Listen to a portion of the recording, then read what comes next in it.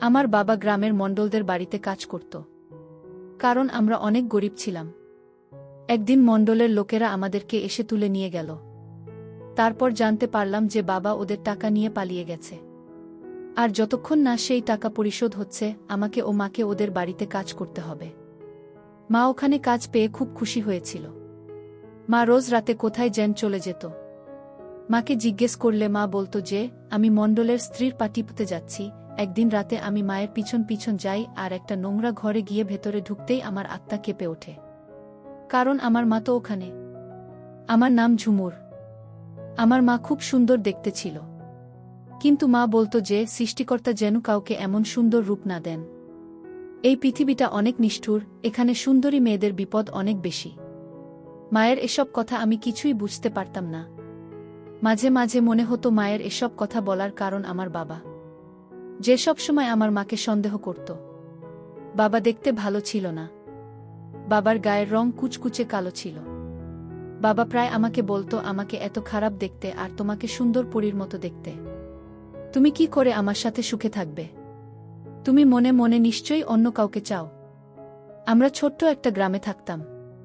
সেই গ্রামের মণ্ডলদের এমন হুকুম ছিল যেন মনে হতো তারা এখানকার রাজা বাদশাহ আর আমরা তাদের চাকর। বাবা মণ্ডলদের হয়ে কাজ করত। খুব একটা ভালো কাজ ছিল না। শুধু মণ্ডলের সাথে সাথে থাকত, কিন্তু মণ্ডল বাবাকে চাকরের মতো ধমক দিত।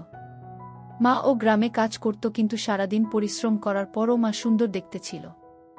আমি ভাবতাম মা যদি ঠিক করে নিজের যত্ন নেয় তাহলে আরও কত সুন্দর হয়ে উঠতে পারবে। মায়ের খুব কম বয়সে বিয়ে হয়েছিল। মায়ের বয়স এখন 30 বছর হয়নি। আমার বয়স 14 বছর হয়ে গেছে। একদিন মা আর বাবার মধ্যে খুব ঝগড়া হয়। বাবা মাকে জিজ্ঞেস করে, তুমি মণ্ডলদের বাড়িতে কেন গিয়েছিলেন? মা বলে, আমি ওখানে জিনিসপত্র দিতে গিয়েছিলাম। এর জন্য আমাকে পয়সা দেওয়া হয়েছে। বাবা সেই টাকাটা ছুঁড়ে ফেলে দেয় আর বলে, তোমার ওখানে যাওয়ার কোনো প্রয়োজন নেই। এরকম টাকা আমি চাই না। আমি চাই না অন্য কোনো পুরুষ মানুষের নজর তোমার উপর পড়ুক। তুমি শুধু আমার। তুমি যে খেতে কাজ করতে যায় সেখানে শুধু মহিলারা কাজ করে। তাই আমি তোমাকে ওখানে যেতে দিই। আমি চাই না তুমি কাজের জন্য ছেলেদের আশেপাশে ঘোরাঘুরি করো। আমাকে বলতো, তোর বাবার খুব খারাপ মানসিকতা। তোর বাবার খুশি থাকা উচিত যে সে আমাকে স্ত্রী হিসেবে পেয়েছে। সে কখনোই আমার যোগ্য হয়ে উঠতে পারবে না। আমার মনে হয় যে মা বুঝতে পারে না বাবা তাকে কতটা ভালোবাসে। বাবা মাকে খুব ভালোবাসত, তাই বাবা সবসময় চেষ্টা করত মাকে খারাপ ছেলেদের থেকে বাঁচিয়ে রাখতে।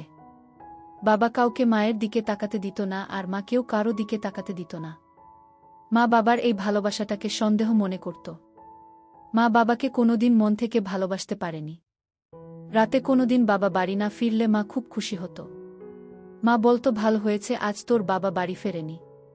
আজ রাতে কেউ আর আমাকে বিরক্ত করবেন না। একদিন একটা বড় সমস্যা হয়। সেই দিন অনেক রাত পর্যন্ত বাবা বাড়ি ফেরে না। আমার খুব চিন্তা হতে থাকে। বাইরে খুব ঝড় বৃষ্টি হচ্ছিল। আমি মাকে বারবার বলি যে, বাবা কেন ফিরছে না? বাইরে খুব ঝড় বৃষ্টি হচ্ছিল। মা বলে, তোর বাবা কোনো ছোট বাচ্চা নয় যে হারিয়ে যাবে।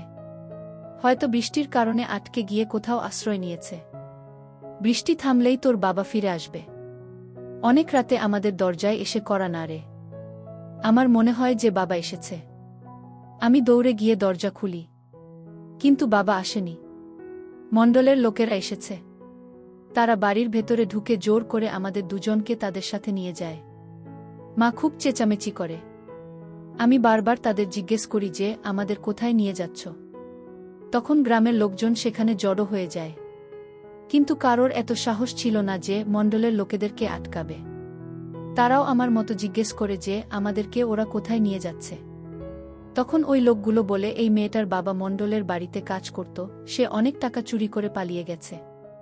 এখন যত দিন না আমরা ওর বাবাকে খুঁজে পাচ্ছি আর আমাদের টাকা ফেরত পাচ্ছি, ততদিন ওরা আমাদের বাড়িতে কাজ করবে। মণ্ডলের অনেক টাকা চুরি হয়ে গেছে, তাই উনি এদেরকে দিয়ে খাটিয়ে সেই টাকা তুলতে চান। যখন সেই টাকার ক্ষতিপূরণ হয়ে যাবে তখন আমরা ওদেরকে ফেরত দিয়ে যাব। তারা আমাদেরকে মণ্ডলদের বাংলায় নিয়ে যায়। সেখানে গিয়ে একটা ছোট্ট ঘরে আমাদের থাকতে দেয় আর বলে, এখন থেকে এটাই আমাদের থাকার জায়গা। আর আজ আমাকে ও মাকে ওদের বাড়িতে কাজ করতে হবে। আমরা গরিব ছিলাম ঠিকই, কিন্তু কখনো ভাবিনি যে কারোর বাড়িতে চাকরের কাজ করব। মণ্ডল সেখানে এসে আমাকে একবার দেখে আর বলে, তাহলে এরাই হচ্ছে ওই ডাকাতের পরিবার। আমি খুব কাঁদতে থাকি। আমাদেরকে ওরা এভাবে অপমান করছে। আমার মা কাঁদতে কাঁদতে বলে, দেখ তোর বাবা আমাদের কত বড় সমস্যায় ফেলে দিয়েছে। সে টাকা চুরি করে কোথায় গেল কে জানে? যদি টাকা চুরি করে পালাতে হতো তাহলে আমাদের কেউ সঙ্গে করে নিয়ে যেতে পারত। আমরা অন্তত এদের হাত থেকে বেঁচে যেতাম, কিন্তু তা না করে উনি নিজেই পালিয়ে গেলেন।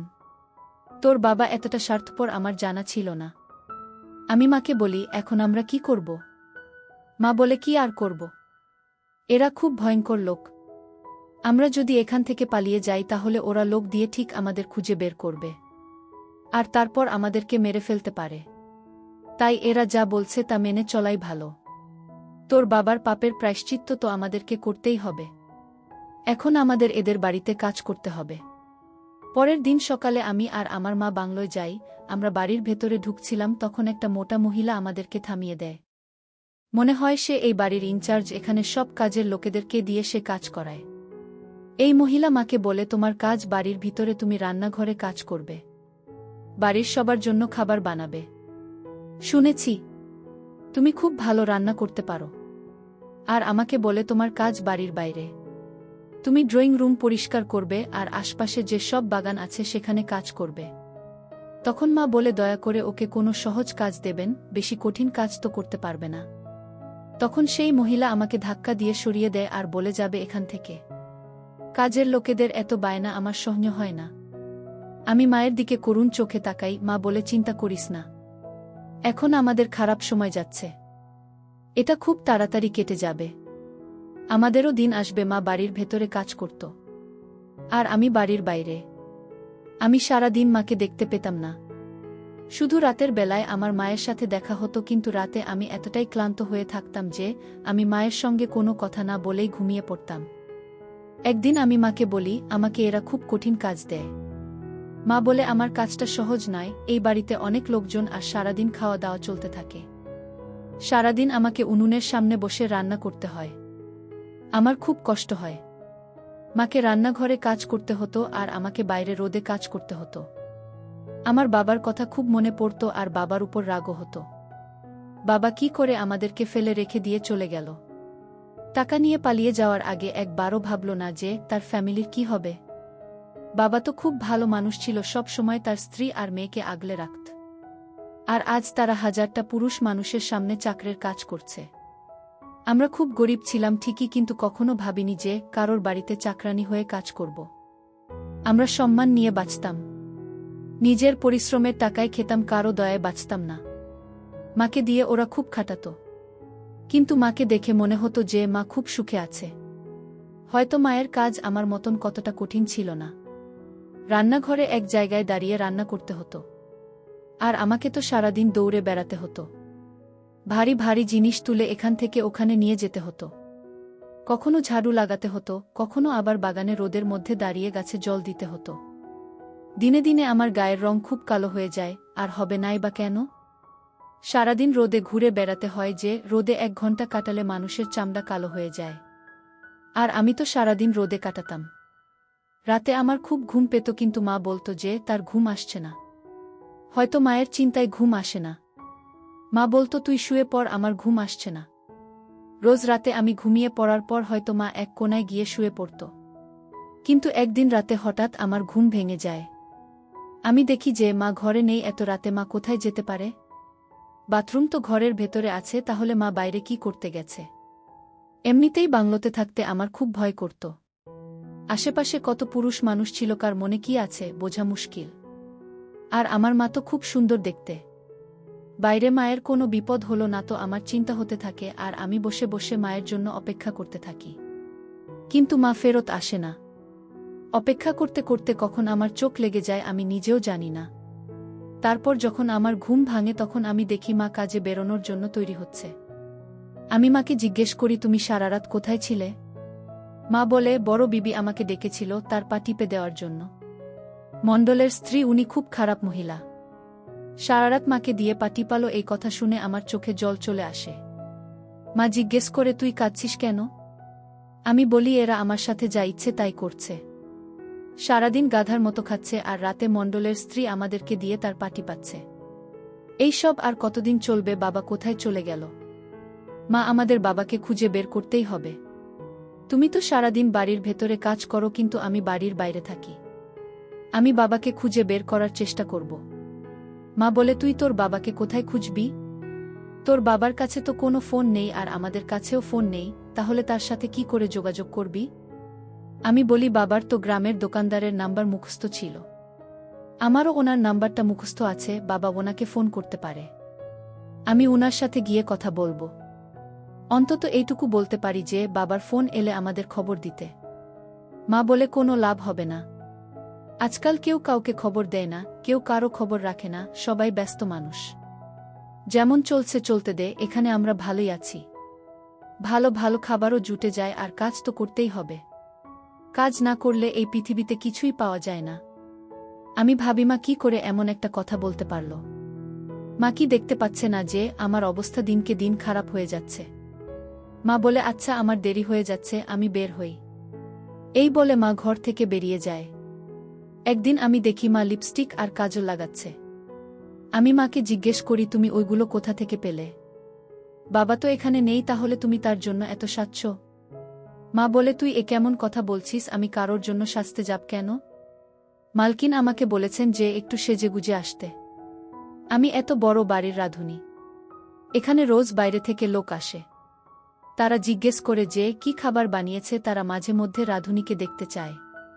তারা যদি দেখে যে কোনো একটা নোংরা কালো মহিলা খাবার বানিয়েছে, তাহলে তারা সেই খাবার খাবে না। বড়লোকেদের অনেক ব্যাপার আছে, তুই বুঝবি না। মালকিন আমাকে সাজার জিনিসপত্র দিয়েছেন, আর বলেছেন রোজ সেজেগুজে কাজে যেতে। তুই জানিস, মালকিন আরও বলেছেন যে এবার থেকে আমাদেরকে মাসে মাসে মাইনে দেবে।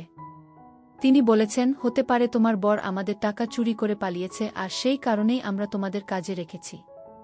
কিন্তু তোমরা সারাদিন খুব পরিশ্রম করো, আর তাই এবার থেকে আমরা তোমাদের বাকি কাজের লোকদের মতো মাসে মাসে মাইনে দেব। তুই ভাব, এবার থেকে আমাদের হাতে টাকা পাব। আমরা নিজেদের ইচ্ছে মতন জিনিস কিনতে পারব। আমাদের উপর একটা ছাদ থাকবে, একটা চাকরিও থাকবে, আর হাতে টাকাও থাকবে। এর থেকে বেশি আর কি দরকার আমাদের? এমন সৌভাগ্যজনের হয়। আমি দেখে অবাক হয়ে যাই যে মায়ের এসব ভালো লাগছে। আমার তো সে সব দিনের কথা বারবার মনে পড়ত। আমরা নিজেদের বাড়িতে কত আনন্দ ছিলাম। বাবার রোজগার করে আনতো, আমরা নিজেদের ইচ্ছে মতন উঠতাম বসতাম। কেউ আমাদের উপর হুকুম চালাত না, আর এখানে তো আমাদের সারাদিন কাজ করতে হয়। নিজেদের ইচ্ছা মতো কিছুই করতে পারি না। মায়ের এখানে কি করে ভাল লাগছে আমি জানি না। তারপর যত দিন যায় আমি মাকে দেখে আরও অবাক হতে থাকি। মায়ের বাবার জন্য কোনো চিন্তা ছিল না। মা এখানে খুব আনন্দে আছে। কখনো সাজগোজ করছে, কখনো জমিয়ে ভোজ খাচ্ছে, কখনো নিজের মনে গান গাইছে, আবার কখনো রাতে গায়েব হয়ে যাচ্ছে। আমি লক্ষ্য করি একদিন পর পরই মাঝরাতে ঘরে থাকে না। মা কোথায় যায় আমি জানি না। আমার মনে হয় যে মা আমার থেকে কিছু একটা লুকাচ্ছে। একদিন আমি জানতে পারি যে মা আমাকে মিথ্যে কথা বলছে। এই বাড়ির একটা কাজের মেয়ে আমাকে বলেছে মণ্ডলের স্ত্রী এখানে থাকেন না। তিনি অনেক দিন আগেই বাড়ি ছেড়ে চলে গেছেন। মণ্ডলের চরিত্র ভালো নেই। ওনার অনেক মেয়ের সাথে সম্পর্ক ছিল। এসব জানতে পেরেই ওনার স্ত্রীও তাকে ছেড়ে চলে গেছেন। উনার 2 ছেলেকেও তার সাথে নিয়ে গেছেন। সে ভালো পরিবারের মেয়ে, এসব সহ্য করবে কেন? মণ্ডল এখন এই বাড়িতে একা থাকেন। এই বাড়িতে আমরা কাজের মেয়েরা ছাড়া আর কোনো মহিলা থাকে না। আমি ভাবি, যদি মণ্ডলের স্ত্রী এখানে না থাকেন, তাহলে মা রাতে কার পা টিপতে যায়? তার মানে মা এতদিন আমাকে মিথ্যে কথা বলে এসেছে। আমি জানি মানুষ মিথ্যে কথা তখনই বলে যখন সে কোনো ভুল কাজ করে। এখন আমাকে এটা জানতে হবে যে আমার মা কি ভুল কাজ করছে। সারাদিন কাজ করে রাতে আমি এত ক্লান্ত হয়ে থাকতাম যে আমি ঘুমিয়ে পড়তাম, আর মা কি করছে কিছুই দেখতে পেতাম না। একদিন আমি ঠিক করি যে আমি মায়ের পিছু নেব। এই বাড়ির মালিক দাদা খুব ভালো ছিল। একদিন আমি তাকে গিয়ে বললাম যে আজকে আমার শরীরটা ভালো নেই, আমি কাজ করতে পারবো না।